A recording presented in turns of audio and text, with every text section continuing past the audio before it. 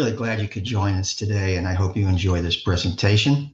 I believe it's going to be lots of fun, and we're going to travel all the way to the Southern Caribbean with stops in South and Central America, plus the ABC Islands. And I'm going to be your cruise director today. And for those of you that don't know me, my name's Stan Lavender. Uh, I'm the president of the Brownwood Birders. This is a Brownwood Birders presentation, but anybody is welcome to join in, and we're glad to have you here. Here's our basic plan, what we're going to do. I'm going to introduce you to the Brownwood Birders crew. That's what I'm calling all of the Brownwood Birders who decided to go on this cruise. I'm going to tell you what our itinerary is, of course. We're going to do lots of birding, and we're going to see lots of photographs of lovely birds. I'm going to tell you what a Brownwood Birders cruise is, and along the way, I'll throw in a few historical and cultural tidbits. In just a minute, we're going to be underway. Well, here's the Brownwood Birders Carefree Adventure crew. Yes, I know they all look a little younger, but that's what happens when you're on a Brownwood Birders Carefree Adventure cruise. Hey, it's true. Anyway, well, you can see I took a real photo, and then I did some stylized editing to it. And you will see a few more of these during the presentation. I hope you enjoy it. So will you we will be getting on to the rest of the program here. Oh, I hope you could hear that. It's a yellow-crested caracara. It's the one on the far left photo that you see here. And we're going to see many birds today, and I want to thank the great group of Brownwood birder photographers. You can see them listed here. They made a lot of contributions to the presentation, and I couldn't have done it without them. So in the middle, you can see a boat-tailed flycatcher. On the right, you see a beautiful rufous-tailed hummingbird by Dina. Here's a few more beauties, and don't be surprised if when you look up into the trees, you see more than birds, particularly when you're in Panama and Colombia. Did you find it? As a little background, the Brownwood Birders arranged a members-only tour with a small company called Carefree Birding. It's operated by two enthusiastic birders and both world travelers.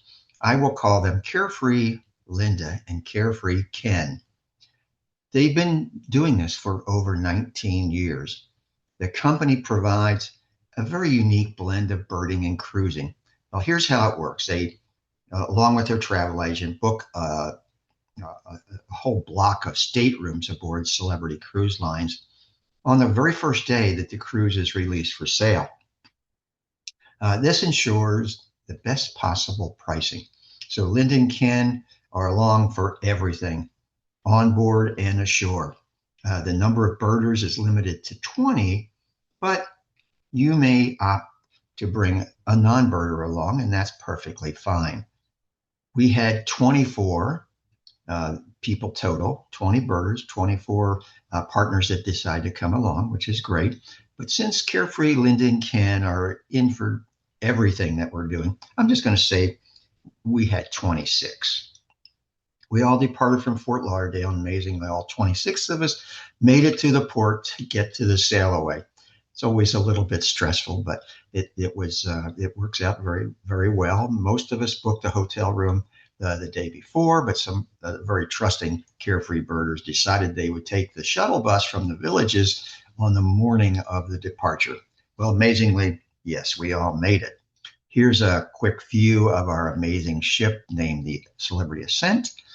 It is one of the newest ships in the Celebrity fleet. Here are a few interesting stats. It can hold about an average of 3,500 people. There's a crew to guest ratio of 2.3 to 1. The length of this ship is 3.5 football fields long, has 17 decks. Celebrity is considered a premium cruise line. So, okay, we're going to go up to the 15th deck for our departure. And this was our first event, the sail away. So we did some birding from the rail, and it was a lot of fun. People brought their cameras, their binoculars, and of course, we had a beverage or two for refreshment while we were there as well. So we are beginning our birding. Oh, wait a minute. Let's take a look at some of the crew. Here they are sitting and relaxing.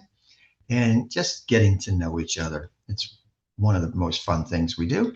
And now we're ready for a few birds. So let's take a look at what we saw from the rail.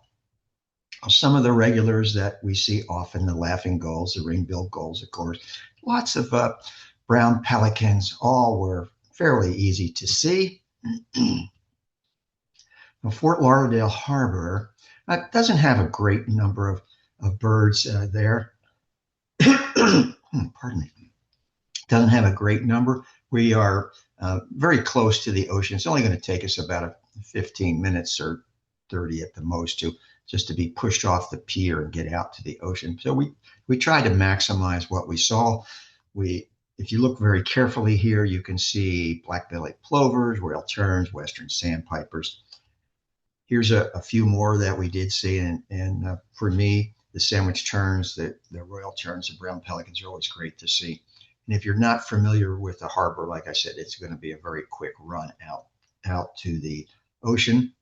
So here are a few of the birds that we saw along the rail, and I particularly enjoy seeing the lesser black-backed gull, and of course the magnificent frigate birds. Yeah, we don't see the black-bellied plovers too often, so that was good to see. But I think my favorite in this group was the lesser black-backed gull. So I did hear David and Marguerite say, I can't believe we're going all the way to Colombia at the speed of a golf cart. And yes, of course, Marguerite has the answer for that. She just gets to have more time birding at the rail. Our ship's transit speed was about 18 to 19 knots, and that's typical. And that equates to about 2.5 miles per hour.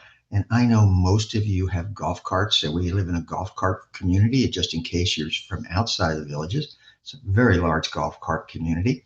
And our normal speed for cruising around the villages is faster than that. Our first port of call is Cartagena, Colombia. And by the way, I will fill you in on what we did on some sea days a little bit later, but let's get birding. We want to show you what Ken and Linda give each of us. You can see they'll give you you get a folder, and inside the folder you have maps of all the ports, and the arrows are going to point to where the ship is going to dock and where we're going birding that day. It's also going to include our daily schedule, a history of the ports and countries that we're visiting, and they also have a little passport holder and, of course, some lens wipes for your binoculars, all very handy. In Colombia, we were off the ship at 7 a.m. and headed for our meeting spot. We followed Ken to our bus stop, and Linda brought up the rear, collecting the stragglers. There were a few, but yeah, we got them all. And typically we had 1 or 2 guides with scopes and a modern bus with cold bottled water, of course. As we waited for the bus, we did enjoy a good number of birds in the trees around that area. I particularly like this mealy Amazon, who flew up very close to us. And of course, we did see a lot of macaws in this area.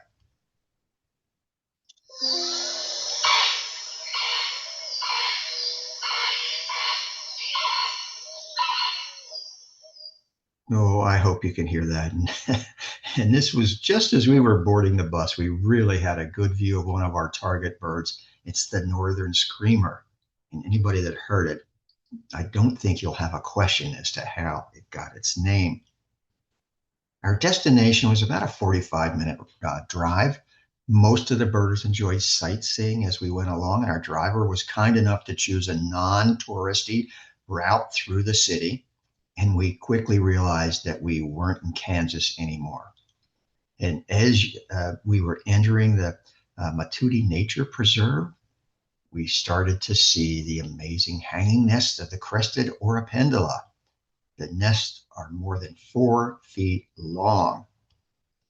The Oripendula is a colony breeder, and each colony has dominant males who mate with most of the females following an elaborate bowing display.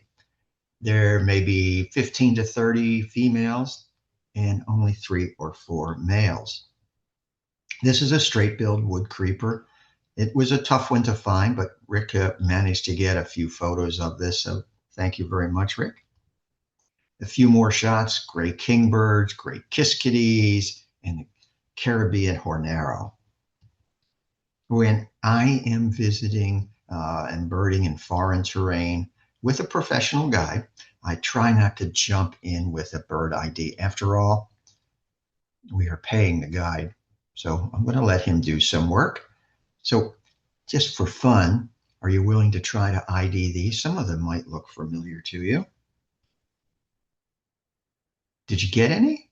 Well, the bare-faced ibis is on the left, and a striated heron is on the right. And I know these were lifers for many of our group.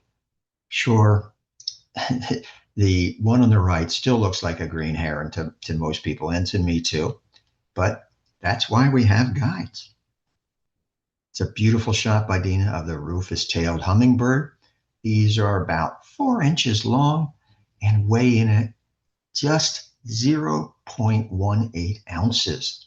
That's about the weight of 2 pennies. Solitary sandpipers, there were several of them in the area. It's a lot of fun to see them. But yeah, I know we get them here in the villages, and many of you who are not in the villages probably get them migrating through too.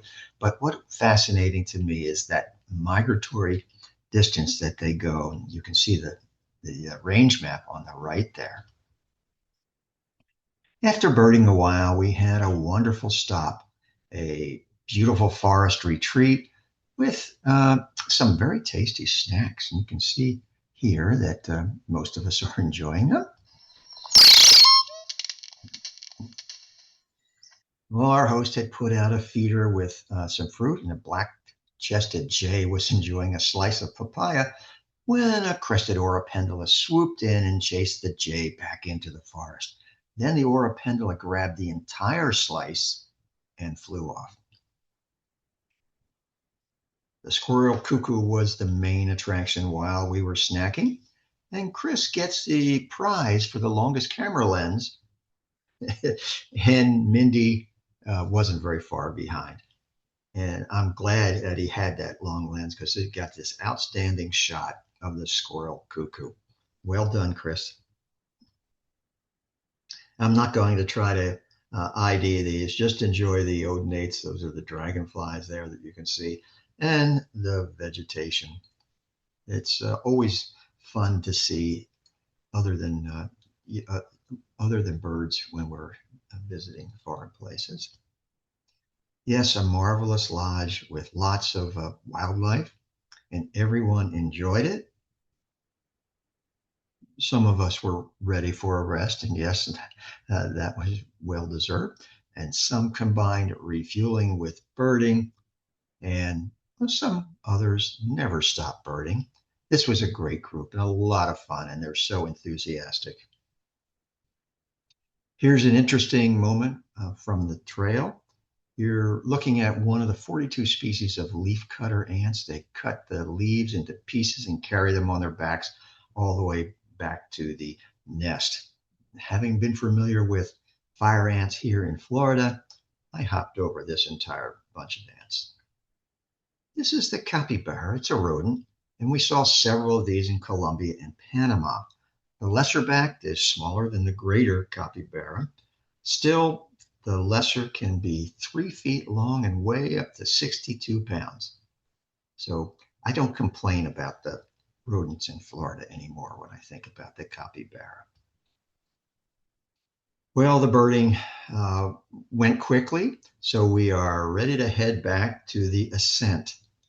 Sorry, Dave. You can take your taco on the bus if you really want. In order to get back to the ship, you need to walk through a large area where the port has put out food to attract birds. I'm sure the motive is to get people to walk through their gift shop. But regardless of motives, I still like seeing the variety of species here, and especially the macaws. You can see our partial list here of some of the species we saw, and it was lots of fun. And I just like the way of the one there. If you read on the top line, it says chestnut-winged chachalaca. We did see those. Unfortunately, we didn't get a good enough photo to include it here, but it's just fun to say chachalaca, chachalaca. Adios, Colombia. Welcome to Panama. Yes, good morning, and thanks for the magnificent sunrise. Now, while here, our ship did a canal transit from 6 a.m. to about 7 p.m. The birders were on board for several locks. Then we disembarked at 10 a.m. for birding. Then we met the ship back in Cologne at around 7 o'clock.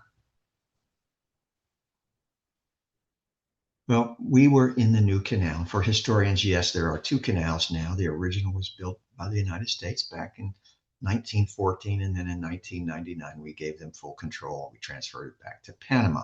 By the early 2000s, the global trade had grown so much that that canal, the original canal, became too small for the larger ships that were trying to get through. So they built a new canal that opened in 2016. So this is the one we were in. The new locks allowed much larger cargo vessels. The ships in the old canal could only take about 5,000 containers. In the new canal, they can now transport 14,000 or more containers. I thought that one of the major improvements that they did for the new canal was a water savings lock. So they go back, retreat into the side, and the fresh water they're using gets pumped in or out of the retaining ponds that they have on the side, and then they can recycle it and use it again. Whereas in the older canal, once they used the lake water, it was then flushed into the ocean, so it was not reusable. And it's particularly helpful, particularly in the dry season. Most of the Brownwood birders crew were on the deck between 6 and 7 a.m. to see the transit, and the birding was actually pretty good. Here are dozens, and if not really hundreds, of magnificent frigate birds that we saw, and they would come swooping down low over the deck, maybe within 100 feet. Really cool, and all with a cup of coffee and a Danish. Now, that's carefree birding. Here's a few more of the magnificent frigate birds. And at 10 a.m., we exited the ship via the magic carpet. That's in orange that you see here, and it moves up and down the port side of the ship. When the passengers need a tender to go ashore, the magic carpet comes down and serves as an easy way to board the tender. When not tendering, the magic carpet goes back up to deck 14, and it has a bar set up with food and chairs and tables, and it's a great place. You get a lot of really nice views. This is a keel build weekend. Okay, that's enough. Even though it was the dry season, there was a constant rain throughout the day. Sometimes just a very light drizzle, and at other times a downpour. The toucans didn't seem to really be enjoying the rain much, but some of us, it didn't matter at all. And here's Miss Sunshine. Debbie would pop off our bus and start pointing and shooting photos, and kept saying, "This is great. I can't believe it." And you know what? She really meant it. So she definitely got the Best Attitude Award. I thought you'd like to see the interior of our party bus. It was comfy, and I enjoyed the swaying tassels. And every time we see a collared air carry, my wife Donna tells me that should be a Disney bird. They should use that bird and make it the main character in their next movie. Well, just to let you know, Disney hasn't taken our advice yet, and Eric Carey's still waiting to be a star. Well, you can see that the rain coming down in these photos. There's 3 photos there. They were all taken by different photographers, but we all hopped off the bus when we saw this red-breasted meadowlark. It was a lifer for me, and I think for most of us on the bus. It was just a gorgeous little bird. And we all saw the same post that was sitting on them, and we all got beautiful shots. So just beautiful, even in the rain. Well, the yellow-headed caracaras are in the falcon family, but somehow they have forgotten how to act like falcons. They are famous for riding on cattle and picking off the ticks and parasites and eating them, of course. Very delicious. And we saw lots of yellow-headed caracaras while during our trip. Actually, a very beautiful bird. Here's the yellow-rumped cacique. It's a colony breeder with nests about 15 inches long. The female competes for the best nesting sites as close as possible to an active wasp nest. This is a co-evolved nesting strategy for both of them. For the caciques, the wasps are a built-in security system. The wasp discourages predators like monkeys and toucans, snakes, and some others from raiding the nest. And it's a similar benefit for the wasps. The caciques are their early warning system. The birds are extremely noisy when they see a predator, and their noises and activity alert the wasps to the danger, and they get into a very aggressive mode. The masked attire is widespread, but we did get a long distance rainy view, fun to see. And I don't think the thick-billed Euphonia or the smooth-billed Anis were really enjoying the rain. And the heavy stuff was really coming down in the afternoon. And mid-afternoon, we took about an hour or so break to get out of the rain, and we went to the yacht club. Yeah, that was hardship. We decided to give it one more try when the rain let up a bit. So we got back on the bus and we started to explore the old U.S. military base that's still there and it's occasionally used. Unfortunately, the rain picked up again, but you know, I knew we had it pretty good with our bus nearby when we saw a group of U.S. soldiers hiking with full packs through the forest in their ponchos. They really didn't look like they were having a good time, but it was great training, I'm sure. Hawks, trogons, honey creepers, tanagers, not too bad. It's hard to go wrong when you go to Panama. Despite the rain, it was a fun visit. Okay, let's take a brief look at the ship before our arrival in Aruba. Yeah, we were at sea for St. Pat's Day. There was a fair amount of green on board that you can see a few here. These are photos from our dining setup for dinner.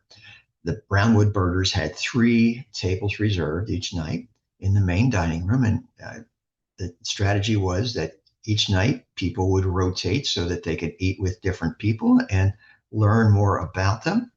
We really have so many interesting members, and getting to know the Brownwood birders better is one of my favorite parts of the entire cruise. We had lawyers, we had career military officers, nurses, physicians, educators, dentists, surgeons, F1 fans, that's a Formula One fan, Buffalo Bills fans, people from all over, and even a retired CIA officer. It was really special and totally fun. Let's get a quick look around the ship at some of its sights. Here's the pool deck at 6:30 a.m. in the morning.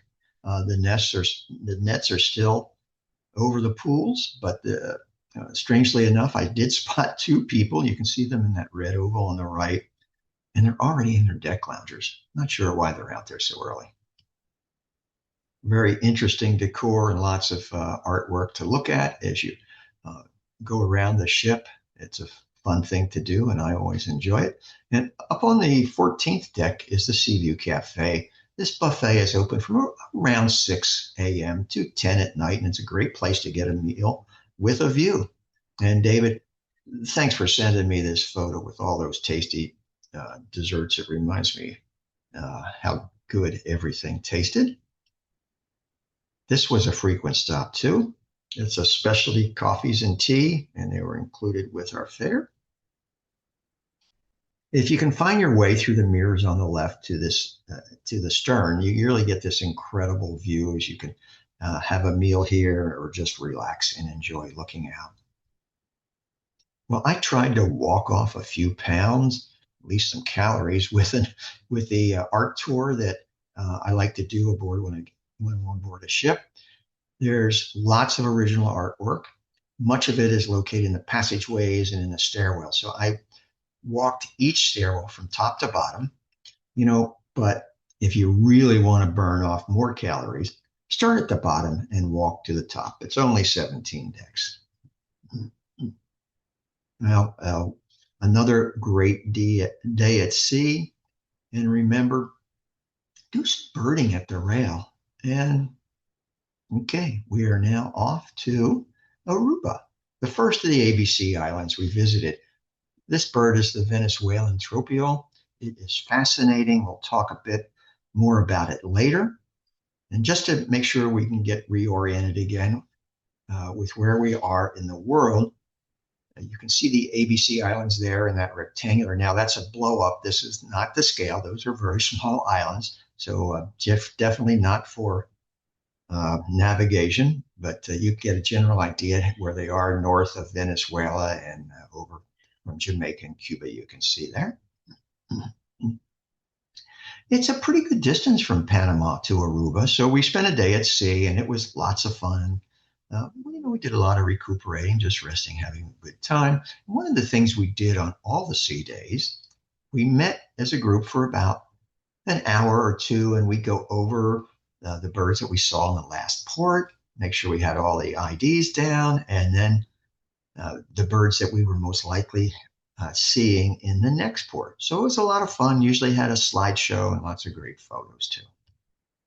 Aruba is known for being very dry, sunny, great beaches, resorts, and lots of tourism. And Curacao is known for a mixture of the colorful Dutch architecture and great diving. Bonaire is noted for being a little quieter. It's nature focused for sure, with world-class snorkeling and diving, and also world-class birding. So all three are part of the Kingdom of the Netherlands. And, I found this interesting, that all three were outside of the hurricane belt. And so making them really pretty reliable year-round destination. Well, this was a fun port of call. The environment was a huge change from Panama. You can see on the map, we're going to see quite a few things here. And as you can see from this, about the scrub jay habitat, or the scrub jay, no, we don't have scrub jays. The scrub habitat here is dominated by a low growing vegetation like the shrubs and bushes and cacti and small trees. Many were extremely sharp with thorns attached to them, but our fearless photographers got down to the bird's eye level for more great shots. So thanks, Chris and Dina and Debbie. This bird is really unusual. It's a bare-eyed pigeon. It has a limited range, as you can see by the map. So if you really want to get it as a lifer, it's easy to come down here. But I'll tell you, you can get it another place. For some reason, about 2013, it was decided that they would introduce this to the Dutch island of St. Martin, also shared with the French on the other side, if you're familiar with that. It's a little closer to us, but it has greatly increased in size and spread over the entire island. Why there was a need to introduce this bird into a different island, I'm not sure, but that's what we do sometimes.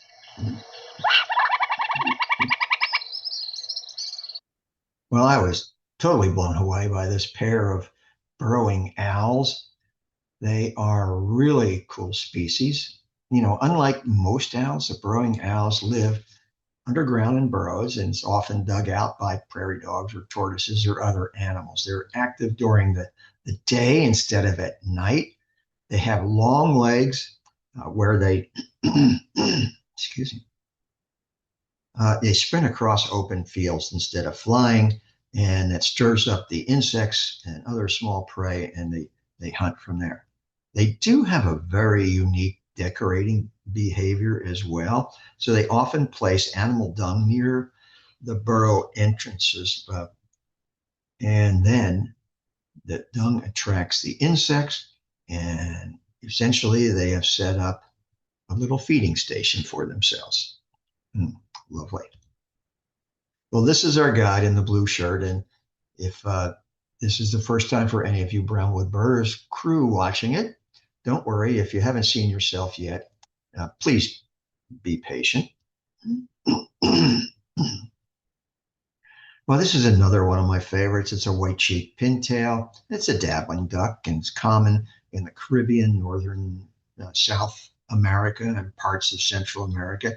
And you'll see them in coastal lagoons, salt ponds, mangroves, brackish water.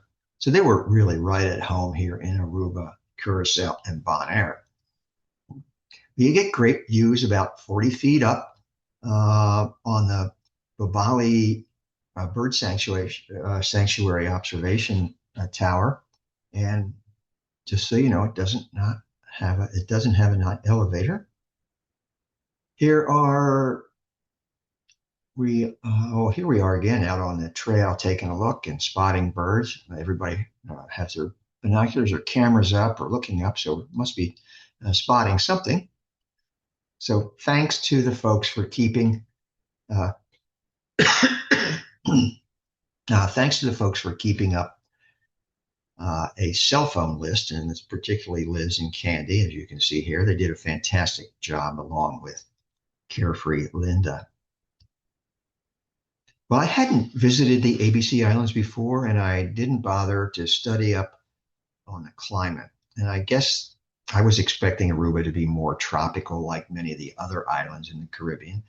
But I was really glad it was different because it supported so many different lifers that thrive in this type of habitat.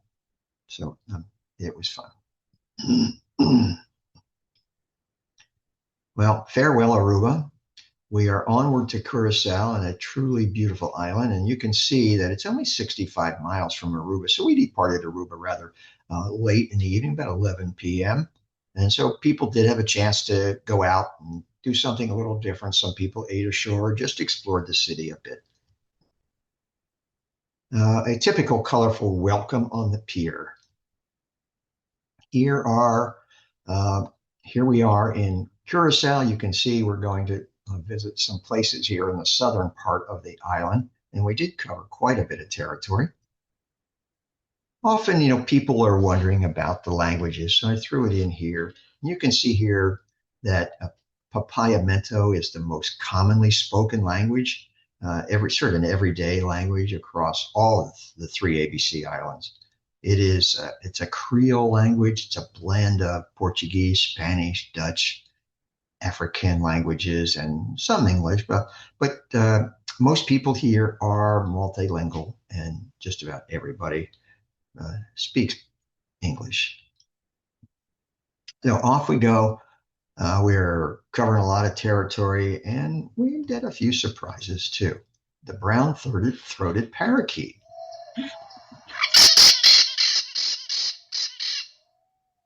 And guess what? They're known for their sharp, screeching calls, and they are very social and noisy. Often you can hear them before you see them.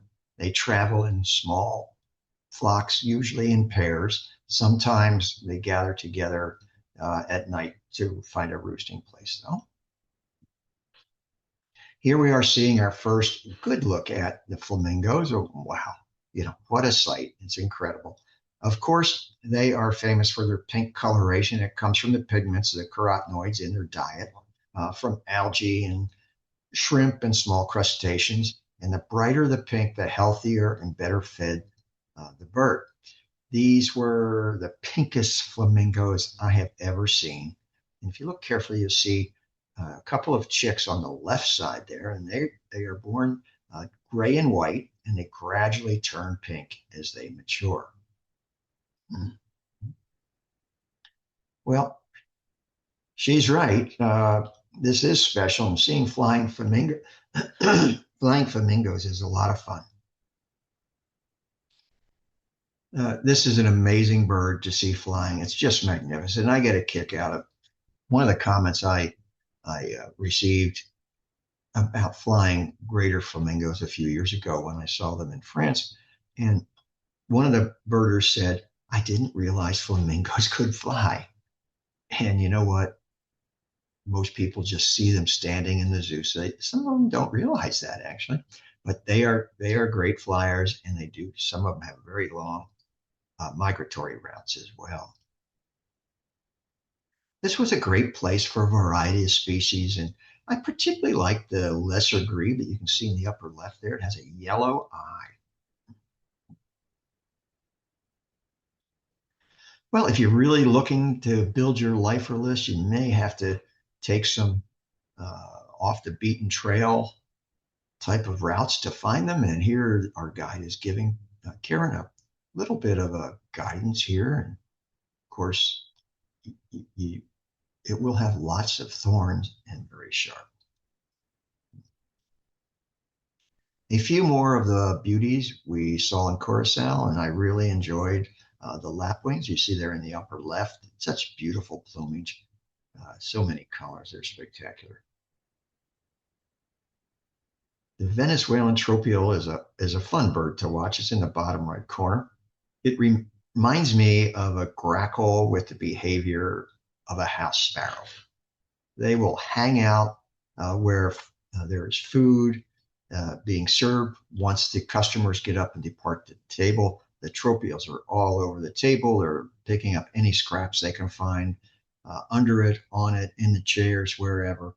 They, hardly the way you'd expect the national bird of Venezuela to act. But it was a fun picture of the banana quit in the upper left there. One of them flew in and sat on a water bottle right next to Chris, our long lens guy. So he got out of the chair. I think he ran maybe a football field away and had to take this picture, but thanks. It was fun to get it.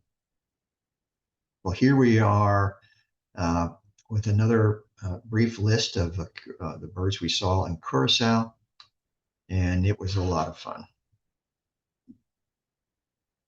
So we're going to say Tatsin to Curacao, and that's my best imitation of the Dutch. I probably won't try that again.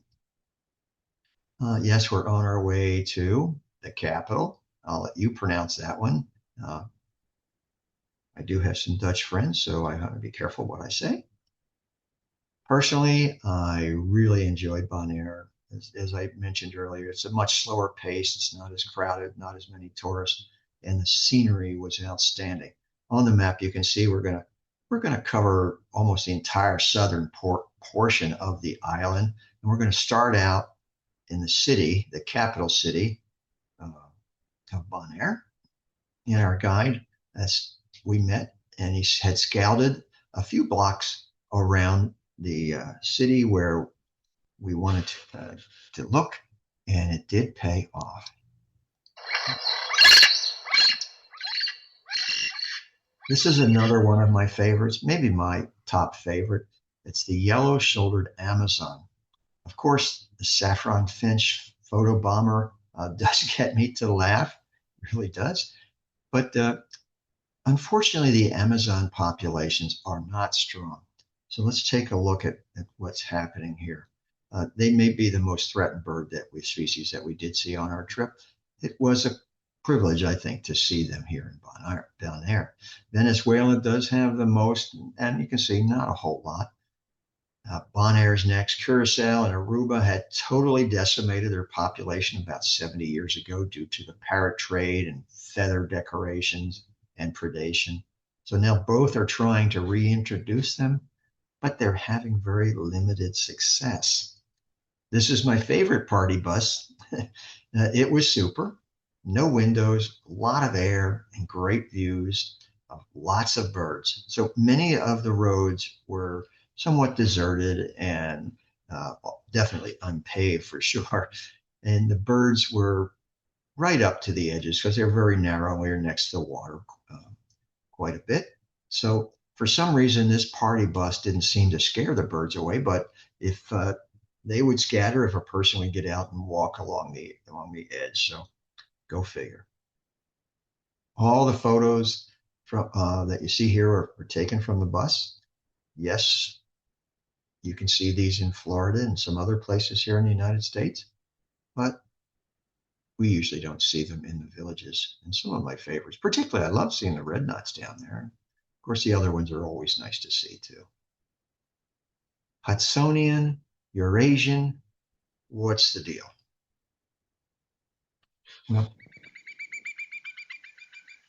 Well, there's the Wimbrel. Yeah.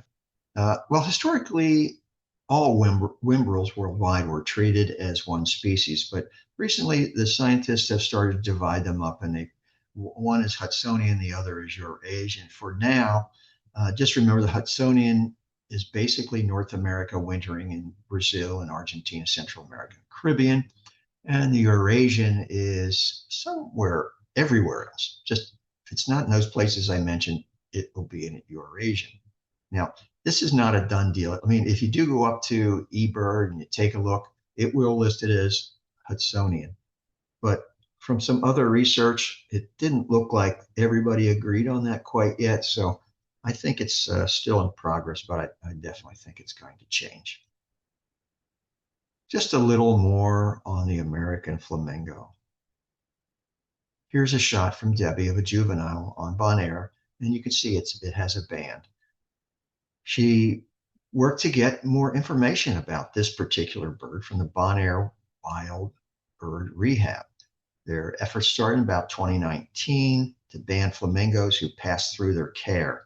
So usually they would get juveniles, but they would also get birds with leg injuries. So this particular bird was captured and it was extremely malnourished. They were able to rehab it enough to be released. So thanks, Debbie, for providing that information.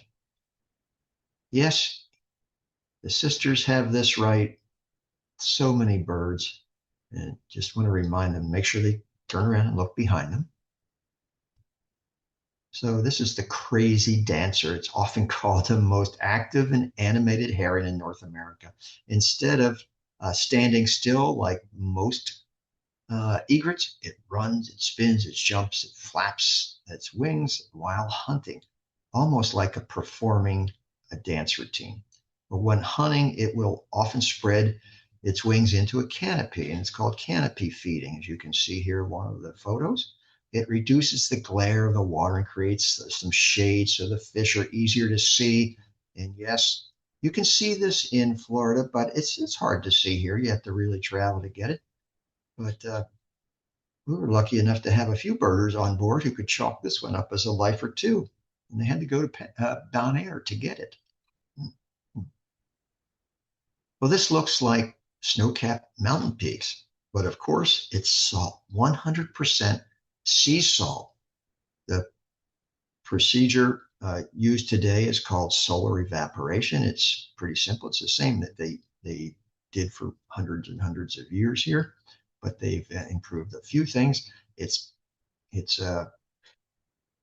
simple, it's natural, very efficient. The seawater is pumped into a series of shallow ponds called salt pans. The salt and wind evaporate the water, and then it's harvested. The major corporation called Cargill owns this. And coincidentally, we had two of our Brownwood birder crews who were retired from Cargill, and they had never seen or been to Bonaire, and they had never seen these salt pyramids. So that was pretty cool. Well, salt production began in the early 1600s under the Dutch West India Company here. And they used Bonaire primarily for salt production, and they enslaved Africans to perform this brutally hard labor. The photo shows the typical slave quarters here. It's hard to tell from the photo, but they were really quite small. And the hut dimensions were roughly 4 feet by about 6 feet, and each would hold 5 to 8 slaves. And there was no standing room. You couldn't stand up, and the people slept very tightly packed together. Well, this is a tropical version of a familiar bird. It's the mangrove yellow warbler, and it is one of the 30 subspecies of the yellow warbler, but it's specifically adapted to life in the coastal mangroves rather than inland forest. Uh, it doesn't migrate. They stay here year round. Beautiful. I love seeing them. Now, what more can I say about this super birding superpower? She used her supervision and hearing on all our tours, just as she does in the villages here. She can see and hear much better than me and many others too. Thanks, Candy.